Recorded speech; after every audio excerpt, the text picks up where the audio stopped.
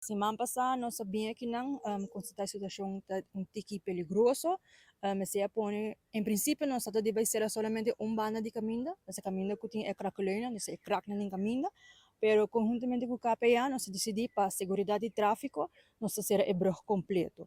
O brug tem mais de 50 anos de existência e essa é a segunda banda de talut é want, que o want é o brug, então essa é a comissão segura.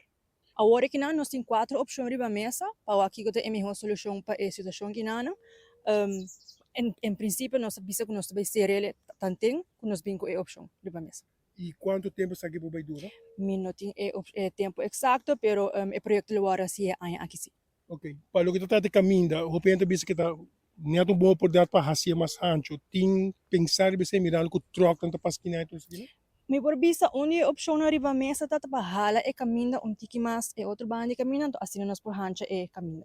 Então, você bisa vai ter que mais parte para boa agora. Assim na mesa. Ok. E várias aqui de passo com do caminhão, se hora direito caminho ou na lugar assim aqui? Não, o projeto de agora já completo, já caminho, é talut, é brug e é vangrel também. Então, é necessário você fazer a work completa assim aqui? Sim, para sobremirando, nós sabemos que monitoreando para a ansa e semana para o escolher a comissão de mais grande de talut.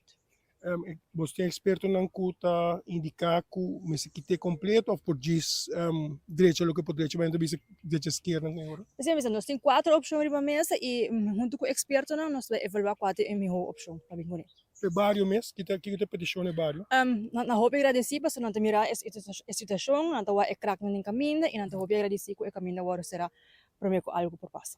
Essa que também toma água de dam, não? Para quando quero não tem permisso para passar para recolher água. E caminho será até que não por chegar normalmente para vir com água.